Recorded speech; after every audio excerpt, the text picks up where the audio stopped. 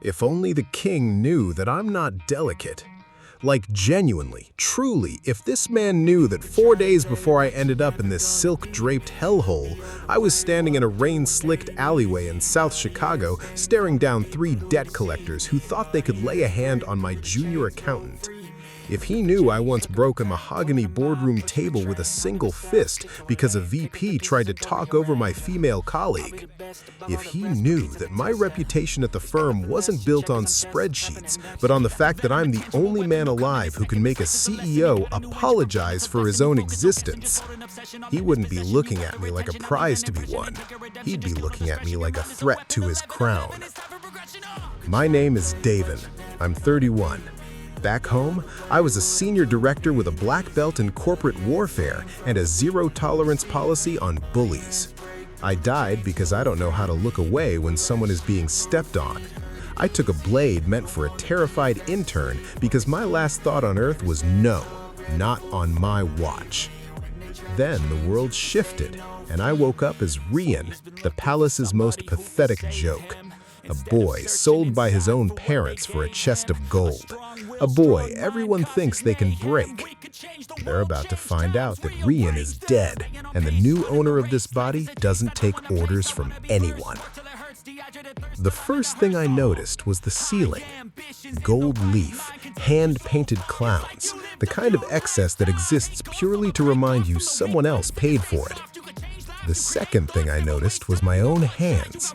Thin, soft-knuckled, nothing like the hands I'd spent 28 years learning to use as a weapon when a weapon was warranted. The third thing I noticed was the guard standing over the bed, fist already closing around my wrist. "Up," he said. "Kitchens need the boy peeling roots before the bell." I looked at his hand on my wrist. Then I looked at him. I didn't move. I didn't raise my voice. I just held still and let him feel exactly how still I was. The kind of stillness that should have told him something was wrong if he'd had any instinct left after years of dragging around someone who never fought back. "Are you mad?" I said, quiet, almost bored. "Unhand me before you lose that arm." He laughed. The laugh died somewhere around the second syllable because I hadn't blinked, hadn't flinched, hadn't done a single thing a delicate-souled boy was supposed to do when a grown man twice his size grabbed him before dawn. "You don't talk that way, too." I just did. I sat up slowly, and his grip loosened on its own, the way a hand loosens around something it suddenly suspects might bite. "Let go. I will not say it twice." He let go, not because I was strong. This body had the muscle tone of a teenager who'd been underfed on purpose, but because something in my eyes told him the math had changed. He'd walked in expecting Rian. He was leaving with whatever I am. He backed out of the room without another word. I heard him outside telling someone the boy was acting strange. Strange, that's one word for it. I sat there in a stranger's body, in a stranger's century, and did what I always do when the situation is unacceptable. I started taking inventory. The room itself was an insult dressed as a gift. Silk sheets for a sold boy who, by every account I'd find later, had eaten less than the dogs in the kennel. The wardrobe held 3 outfits, all second-hand, the velvet worn thin at the elbows. Someone had decided delicate was a costume, not a condition, and had dressed Rian for the part without bothering to feed the actor playing it. A second knock came within the hour, softer this time, more polite, which meant whoever it was had already been told something about the boy who'd nearly taken a guard's hand off with a sentence. A woman in gray and white household livery stood in the doorway, a tray balanced on one forearm, watching me with the caution people reserve for dogs that might or might not bite. "Breakfast, my lord?" she said, the title sitting awkward in her mouth, like she wasn't sure yet whether it applied. "Set it down. Then tell me who runs this household, not the king, the day-to-day, stewards, head of staff, whoever actually moves money and people through this building." She blinked, clearly braced for questions about herself, not the architecture of power around her. "That would be Steward Orville, my lord." "Send for him after I've eaten, and stop calling me a delicate thing in your head. I can hear it in how you're standing." She left faster than she entered. I ate everything on the tray, the first full meal this body had likely had in weeks, judging by how aggressively it wanted more, and started building the only kind of map that's ever mattered to me in any life. Who holds the leverage, and how fast I can take it from them. Orville arrived within the hour. Narrow, gray, the practiced blankness of a man who'd survived decades of court politics by being forgettable on purpose.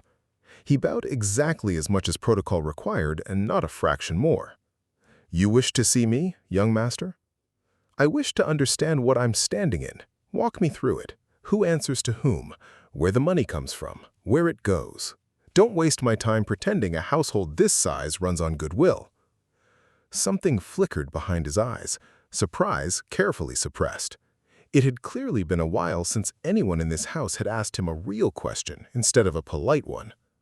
He gave me the shape of it anyway, because refusing would have required a justification he didn't have. The estate ran on crown allowance and household revenue, tenant rents, a cut of the capital's trade taxes, money that moved through his ledgers and very rarely moved back out toward anyone who wasn't already noble.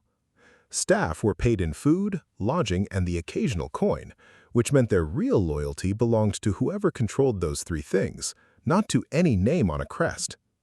"And the household guard," I said. "Who answers to them?" "The captain, who answers to the steward, who answers to the king's appointed lord of the household." He said it the way a man recites a chain he's never once questioned. "So no one in that chain answers to anyone currently living in this room?" "No, young master." "That changes today." I didn't explain further. I didn't need to. I simply watched him recalibrate, the way every competent operator recalibrates when they realize the variable they dismissed as harmless has started asking the only questions that actually matter. He gave me bow lower than the first time and left without another word. Some skills travel between lives, apparently. Reading a room that thinks it's already won is one of them. Inventory required context. Context required memory. Not Rian's, which arrived in fragments, soaked in fear and apology, but mine. The life I'd actually lived. It came back to me in pieces, the way it always does when you're trying to remember why you became the person you are. I let it come. I remembered the Friday it started. Really started. The policy that made me who I am. It was 5:55 p.m. Henderson, my manager's manager, dropped a 400-page due diligence file on my desk like he was doing me a favor. "Need this turned around by Monday morning. I know it's late, but..." I didn't let him finish. I closed my laptop, I stood up, put on my coat, and looked at him the way you look at a vending machine that's eaten your dollar. "My contract says I close by 5, I said. "See you Monday." He stood there with his mouth slightly open, the file still in his hands, the fluorescent lights humming over both of us like they too were waiting to see what he'd do. He didn't say anything. There was nothing to say. I had read the contract. He hadn't expected anyone to. I walked out. Monday morning, the file was still on my desk, untouched, exactly where he'd left it. He never brought me a Friday afternoon ambush again. Word got around. People started calling me the Wall. I liked that. A wall doesn't apologize for standing where it stands. It wasn't just Henderson who learned. 3 other managers tested the same theory that quarter, that I was bluffing, that everyone eventually caves if the ask is framed as urgent enough, important enough, flattering enough. Every one of them left empty-handed. I didn't yell, I didn't lecture. I repeated the same 4 words until they stopped trying. Not my problem. Eventually, the late Friday ambushes stopped landing on my desk at all. They went to people who hadn't yet learned to say no, which bothered me more than any ambush ever had. But that's a different war, fought with a different kind of patience. The CEO learned the same lesson a different way. He stopped by my desk once, mid-quarter, mug in hand, and said, "Davin, get me a coffee, would you?" The kind of question that isn't really a question, the kind men like that ask when they've never once been told no. I didn't get up. I pulled up the office floor plan on my second monitor, the one HR sent around during onboarding, and turned the screen toward him. I tapped the little icon 10 feet from where he was standing. "Break room's right there," I said. "Machine takes exact change or a badge tap. I'd help, but I'm not your assistant, and you're not incapable of walking 10 feet. He blinked at the floor plan like it personally betrayed him. Then he laughed, surprised, not angry, the way powerful men laugh when they encounter the one person who never learned to be afraid of them. He got his own coffee. He never asked again. He did, however, start asking my opinion on actual decisions, which told me everything about what he'd actually wanted in the first place. Not coffee, but to see if I'd bend. 6 months later, in a closed-door budget meeting, he asked the room a direct question and then, deliberately, looked only at me for the answer. Everyone else in that room had spent years learning to read his moods before forming an opinion. I'd spent 0 seconds on it. I gave him the answer I'd have given anyone, unfiltered, unflattering, correct, and he nodded like a man recalibrating an instrument he'd finally decided to trust. Respect, I learned early, isn't earned by bending toward power. It's earned by being the one fixed point power can't move. I don't bend. That's not arrogance, it's architecture. Some buildings are designed to sway in the wind. I wasn't built that way. My family found that out at Thanksgiving, 2 years before I died. My brother had leased a car he couldn't afford, something German, low, and angry-looking, the kind of car bought by men who need a stranger's eyes on them to feel real. My mother brought it up between the turkey and the pie, phrased as concern, which is how my family always phrased its extractions. "He's going to lose it if nobody helps," she said. "You make good money." I'd come prepared. I always come prepared. I put a spreadsheet on the table, printed because nothing lands the same on a phone, showing every loan I'd given them over 6 years, none repaid, all of it categorized, tuition, rent, emergencies that always seemed to coincide with new furniture. "This is the last time this conversation happens," I said. "I'm not your bank, I'm not your guarantor. The answer is no, and it will be no every time this comes up again, so let's save ourselves the theater." My brother, summoned from the living room by the sudden silence, came in already defensive, like he'd rehearsed his outrage in the car. "You think money makes you better than us?" he said. "You think because you've got some title you get to lecture me?"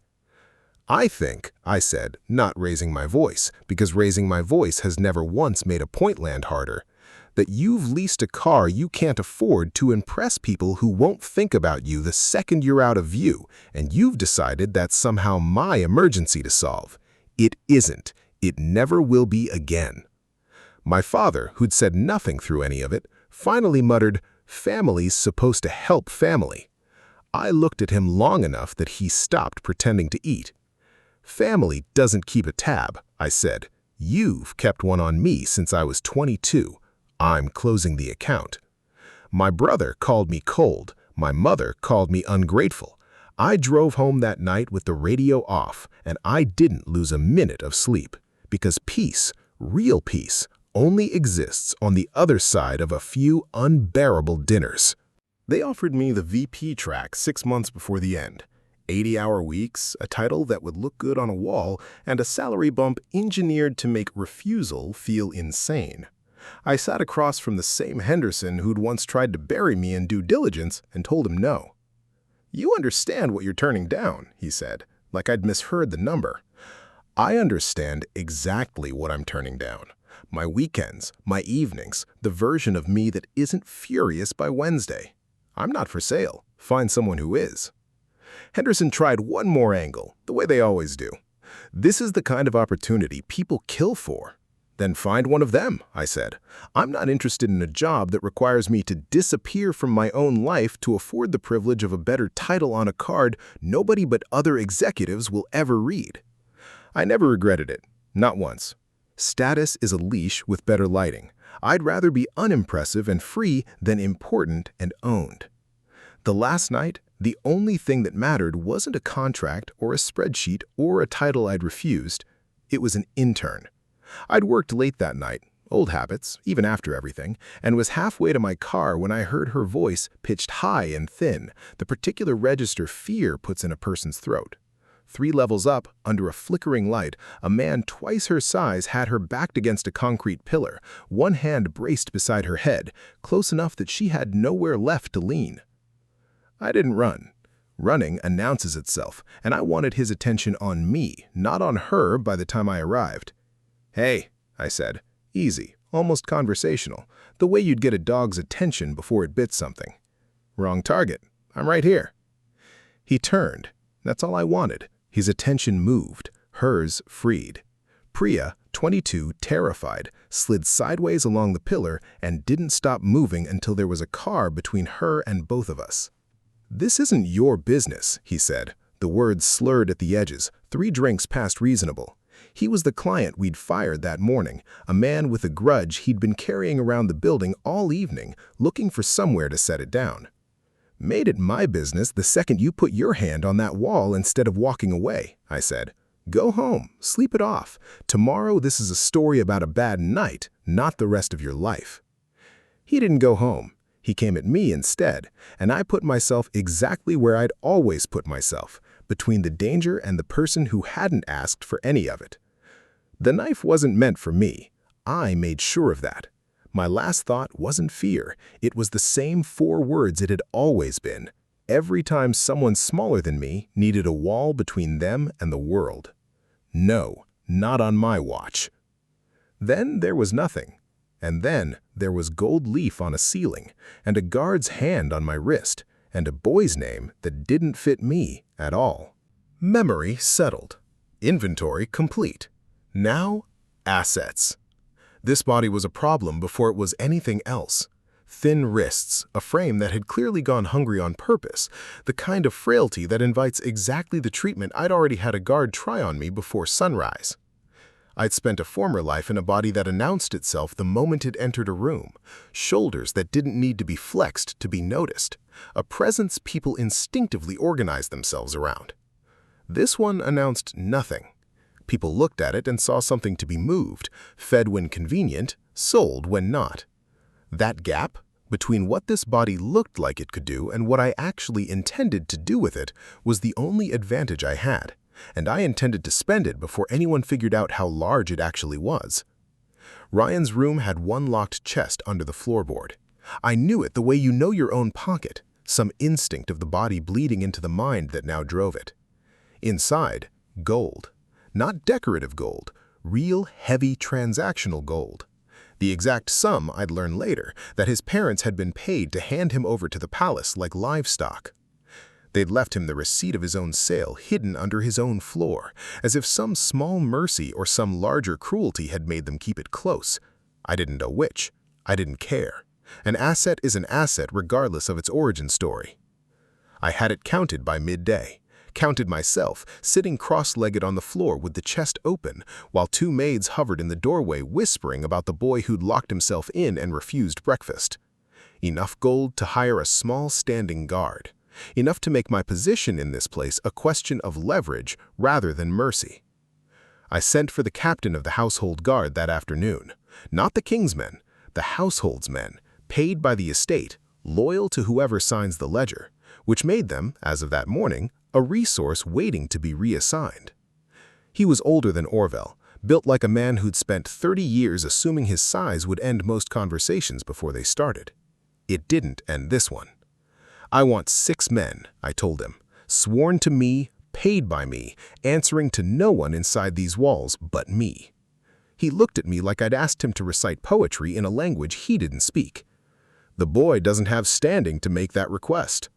"The boy has gold," I said, and set the chest on the table between us, open, the coins catching what little light came through the shutters. "Gold has standing whether or not I do." He picked up a coin, turned it once between thick fingers, set it back down with the particular care of a man doing arithmetic he didn't want to be doing in front of me.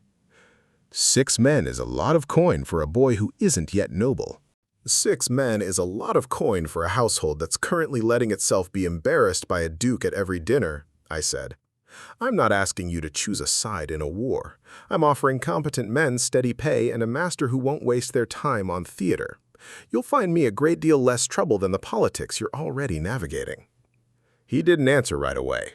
I let the silence do the negotiating for me.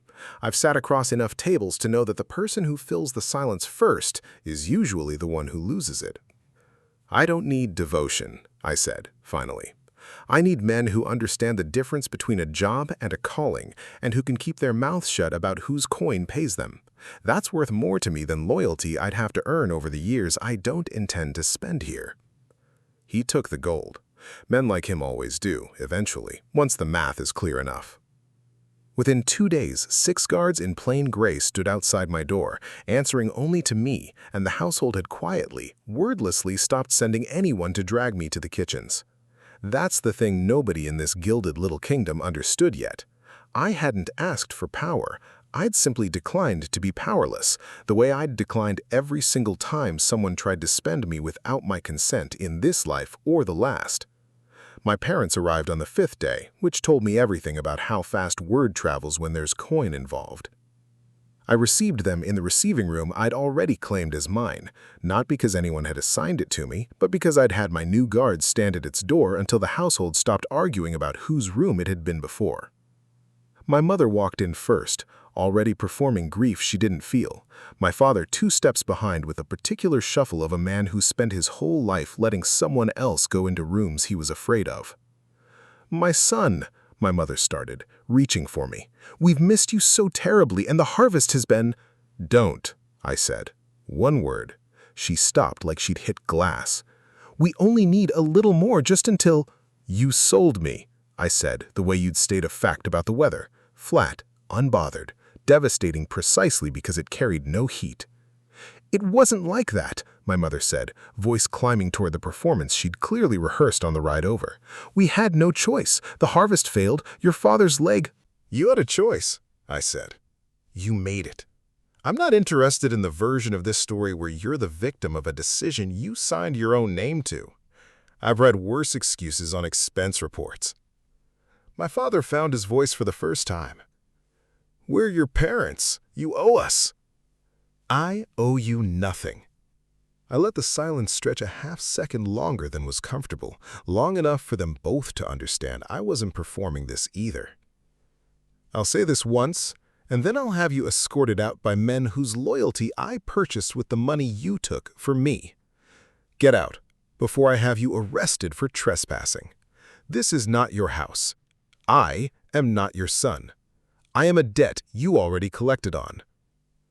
My mother tried once more, softer, the way people get softer right before they realized volume was never going to work. "If you cared at all about where you came from." "I don't," I said. "That's the part you haven't understood yet. Where I came from ended the moment you took the coin. Everything since is mine." My mother's face did something complicated. Fear, finally. Real fear.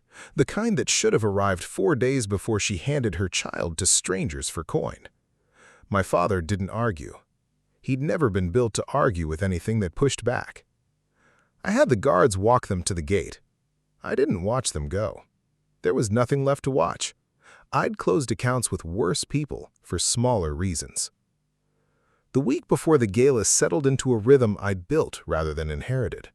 I had Orville bring the household ledgers each morning, not because I had any legal right to see them yet, but because nobody in this building had developed the reflex to refuse me anything, and I intended to keep it that way as long as possible.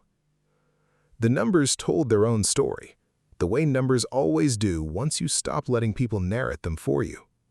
Money moved out of this estate in directions that had nothing to do with running it well. Gifts to court favorites, repairs billed twice, a discretionary fund that existed, as far as I could tell, purely to be discreet about where it actually went. I didn't confront anyone over it. Not yet. I made notes instead. The way I'd once made notes in the margins of contracts nobody expected a senior director to actually read line by line. Leverage isn't useful until the moment you decide to spend it, and I was in no hurry. My 6 guards settled into their own rhythm too.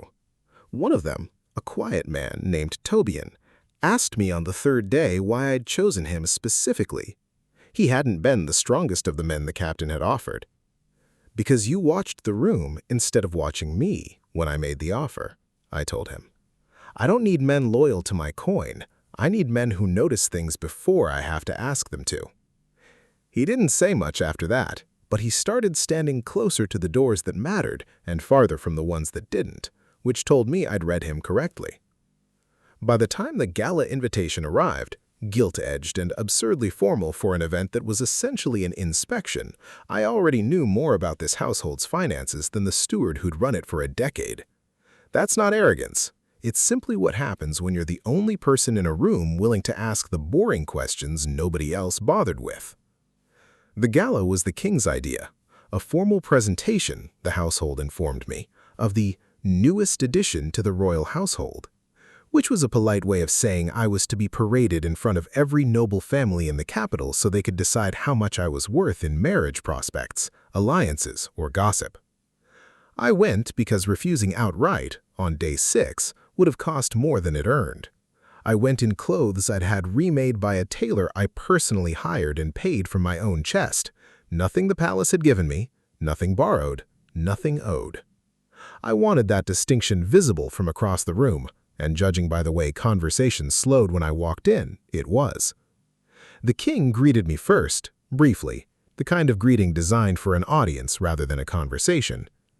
"Our newest addition," he said, gesturing at me like I was a piece of furniture that had finally arrived. I let him have the moment. There would be time later to correct the framing. I moved through the room after that, untethered, refusing the small clusters of nobles who drifted toward me with questions disguised as compliments. I'd spent a career in rooms exactly like this one, different costumes, same hierarchy, the same hungry curiosity about which way a new piece on the board was going to move. I let them wonder. Wondering, I'd learned long ago, is worth more than answering.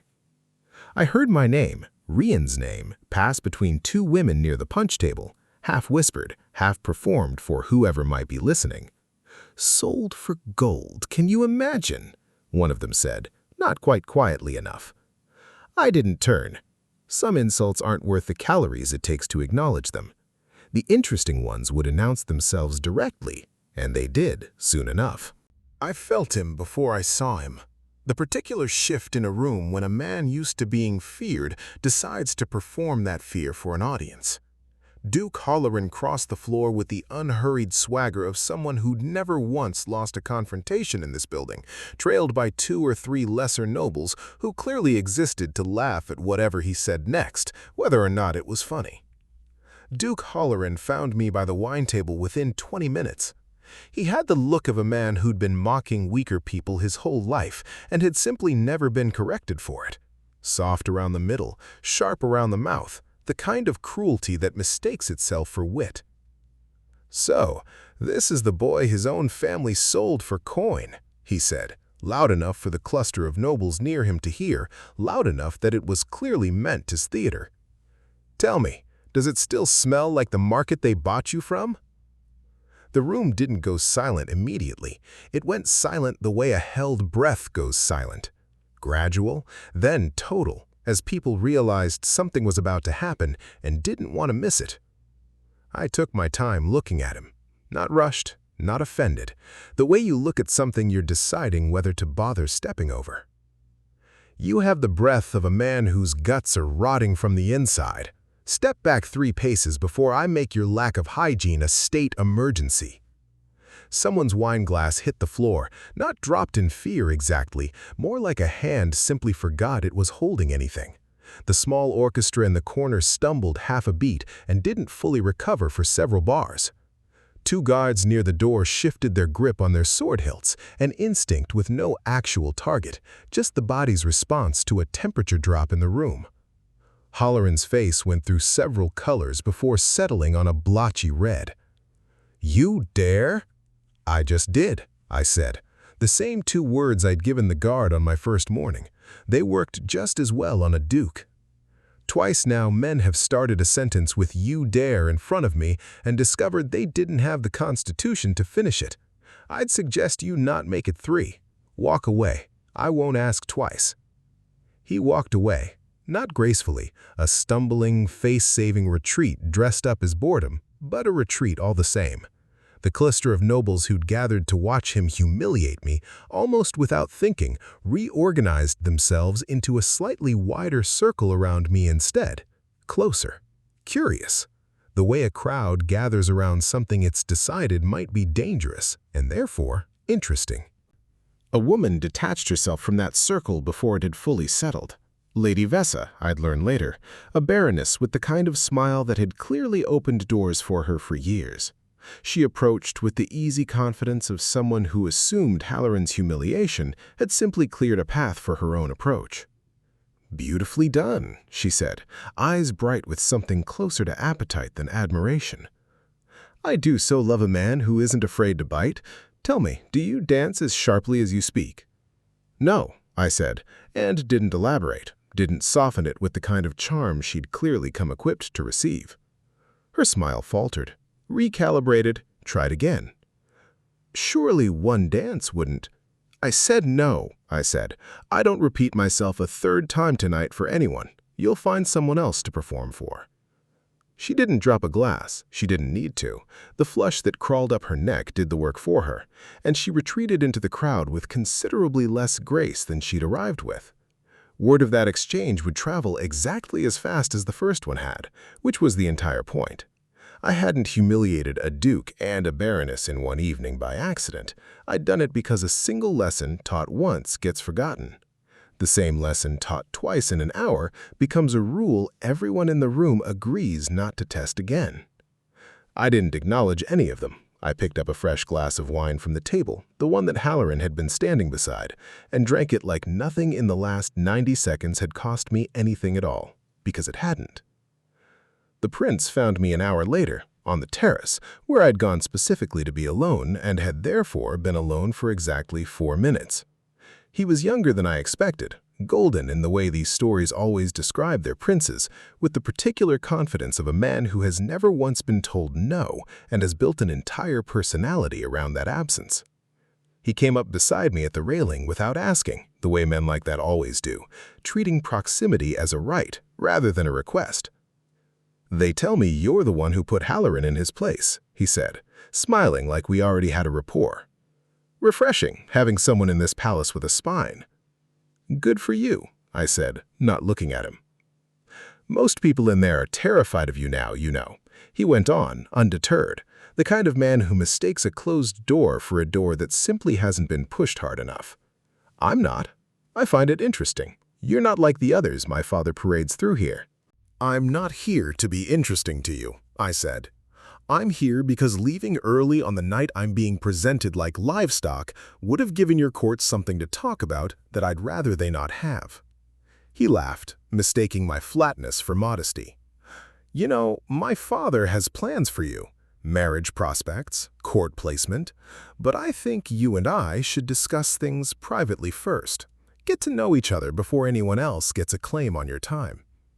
There it was, the actual reason for the conversation, dressed up as flattery. He wasn't here to congratulate me, he was here to stake a claim before anyone else could, the same way a man marks territory he hasn't earned. I turned and looked at him fully for the first time, the first real look I'd given him, the kind that makes people aware they're being assessed and found wanting. "You aren't the only man in this world," I said, "and currently you're the least interesting one in this room. Exit, now." He blinked like I'd spoken a foreign language. "Excuse me?" I don't repeat myself for men who weren't listening the first time. I turned back to the railing, dismissing him with my spine, the way I once dismissed CEOs with a floor plan. "You came out here assuming I'd be flattered that a prince noticed me. I'm not flattered, I'm inconvenienced. Learn your place. It isn't standing this close to me uninvited." I heard him start to say something twice and abandon it both times. Behind us, through the open terrace doors, I caught the edge of a few nobles watching, utterly still, the way people go still when they're witnessing something they'll be retelling for months. Somewhere inside, the music had not stopped, but it had gotten quieter, as if the musicians themselves were straining to hear how this ended. "You'll regret speaking to me this way," he said, the last attempt at authority a man makes once he's already lost the room. I doubt it. Regret requires the possibility I was wrong, and I rarely am about men who introduce themselves by assuming I'm grateful for the attention. It ended with footsteps, his walking away. I didn't turn to watch those either. Orville found me the next morning in the garden, before I'd had a chance to finish my tea, which told me the report he was carrying was urgent enough to risk interrupting a man he'd already decided not to interrupt unnecessarily. "The capital is talking of little else," he said, choosing his words the way men choose footing on ice. "Duke Halloran left the gala early. Lady Vessa has apparently told 3 separate households that she found the evening illuminating, and the prince—" he paused, recalibrating again. "The prince has not left his chamber since." "And the king?" "His Majesty has said nothing publicly. Privately, I'm told he's said a great deal." "Good," I said. "Let him say it where it can't reach me. By the time he's ready to say it to my face, he'll have already decided what he's willing to give me to make the conversation end quickly. That's usually how this works."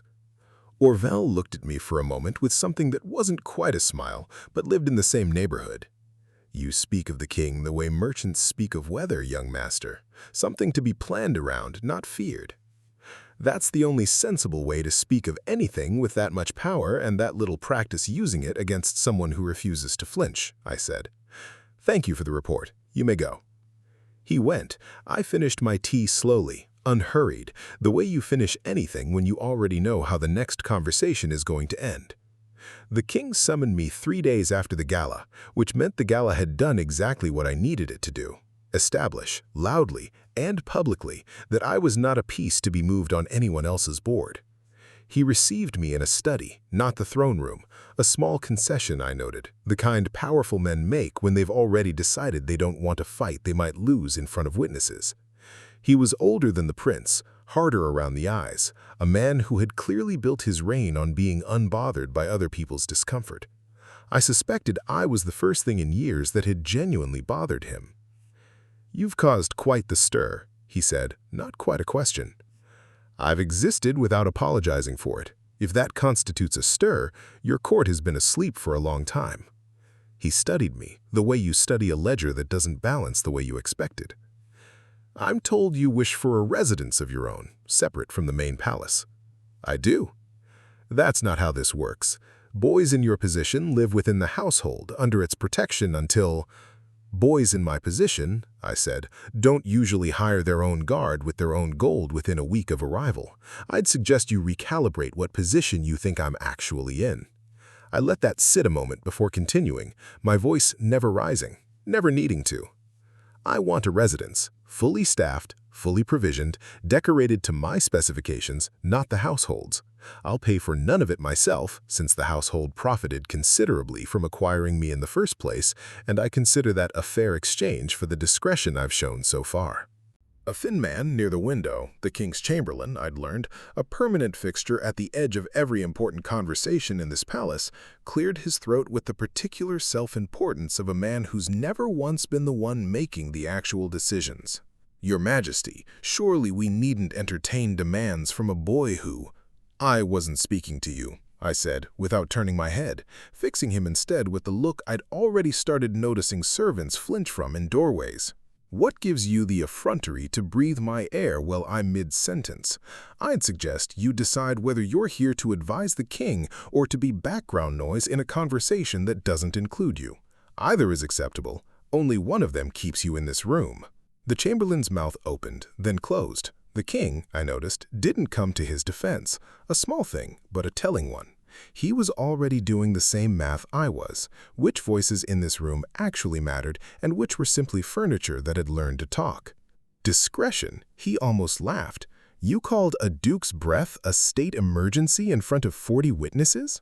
And I could have said considerably worse, to considerably more people, about considerably more interesting subjects, I said. "Discretion is relative, Your Majesty. I'd hate for you to discover what indiscretion actually looks like." It wasn't a threat in the legal sense. It didn't need to be. He understood, the way men who spent their lives managing other people's fear instinctively understand, that I wasn't bluffing because I had nothing to bluff with. I had everything to bluff with, and we both knew it. He was quiet for a long moment, turning a signet ring on his finger, the only outward sign that anything in him was working at all. "You realize what it looks like? A sold boy given a private residence within his first fortnight? People will say I've lost control of my own household." People will say what they're going to say regardless. The only question is whether they're saying it about a king who manages a difficult guest with composure, or one who got publicly outmaneuvered by a boy half his age and decided to make a scene about it. I'd think the first version serves you considerably better. "And if I refuse," he said, "what then?" "Then you keep a guest in your household who has made it abundantly clear he answers to no one, costs you nothing but space, and has already demonstrated he's willing to make every gathering you host considerably more memorable than you'd like." I shrugged, unhurried. "Or you give me a house and I become someone else's problem to gossip about instead of yours. I'd think that's the easier math." He looked at me for a long time. I didn't look away.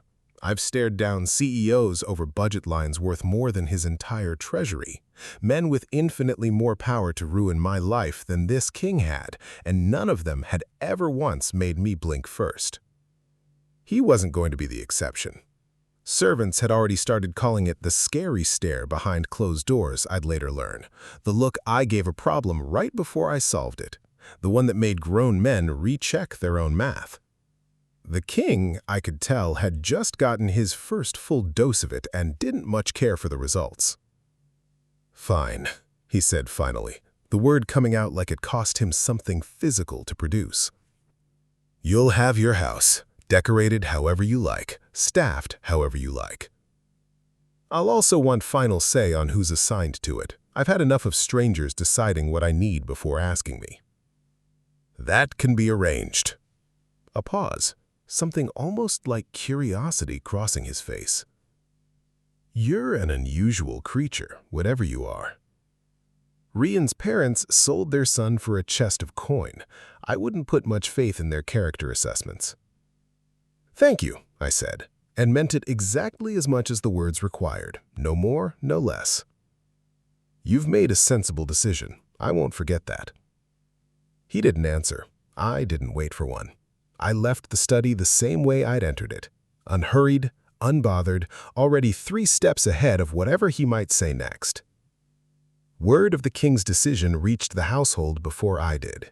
By the time I returned to my room, 2 maids who'd spent my first week whispering about the strange, sold boy were standing a respectful distance from my door, heads bowed slightly lower than protocol strictly required. I didn't acknowledge the shift. I didn't need to.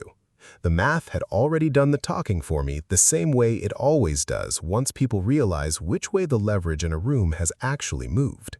The house took 2 weeks to finish. I oversaw every part of it personally. No gold leaf, no painted clouds, no excess designed to remind a guest someone else had paid for it. Clean lines, real wood, glass windows large enough to actually let the light in instead of the narrow slits the palace seemed to favor for reasons no one could explain to me.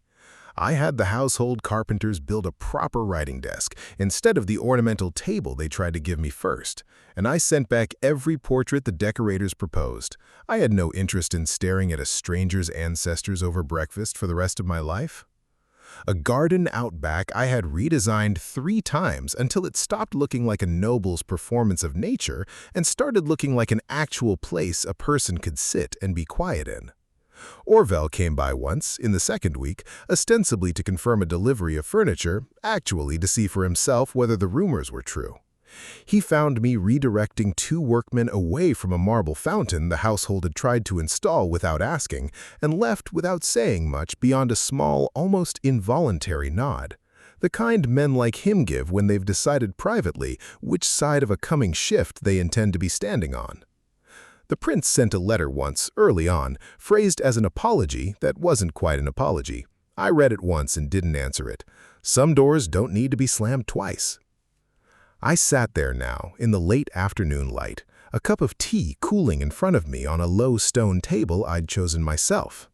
My 6 guards stood at a respectful distance, not because I needed protecting anymore, not really, but because I'd built something here, and a man protects what he's built whether or not the threat is real. A servant approached with a tray, refilling the pot, hands trembling slightly with something that wasn't quite fear and wasn't quite reverence, something closer to the careful respect you give a force of nature once you've stopped trying to argue with the weather. "Will there be anything else, my lord?" I looked out over the garden. No throne, no crown, no family chosen for me, no family extracting what was left of me, no court deciding what I was worth. I hadn't come to this world looking for love, and I wasn't going to waste this life pretending I needed it now. What I had instead was better and rarer and harder won. A house I owned outright in everything but name. A guard that answered to no one but me. A king who'd learned my name carried more weight than his patience. And a silence I had built with my own 2 hands, the same way I'd built every boundary I'd ever needed in either life. Rian had been sold for a chest of gold. I'd spent every coin of it buying back the one thing nobody had ever offered him, the right to say no and have it mean something. The light was going amber at the edges, the way it does right before evening decides to commit to itself. Somewhere past the garden wall, the palace was still doing whatever palaces do, arguing over precedence, trading favors, deciding who mattered and who didn't. All of it noise I no longer had to listen to unless I chose to. I'd built a life here in less than a month that owed nothing to anyone who'd tried to spend me before I arrived. That wasn't luck. It had never been luck in either life. It was the simple, unglamorous habit of refusing to be moved by people who'd assumed I would be. "No," I said. "That will be all." She bowed and left. I picked up the tea, and for the first time since I'd opened my eyes under that gold-leafed ceiling, I let myself sit in something resembling peace. Not because anyone had given it to me, but because I had taken it, the only way I've ever known how. Somewhere across the capital, in a palace that had finally stopped trying to make me smaller than I am, a king was learning to choose his words around me the way men once chose their words around a senior director who never once apologized for closing his laptop at 5. He'd looked at me that first week like a prize to be won. He knew better now. He looked at me the way you look at a threat to your crown, carefully, from a respectful distance, and without ever raising his voice first. The end.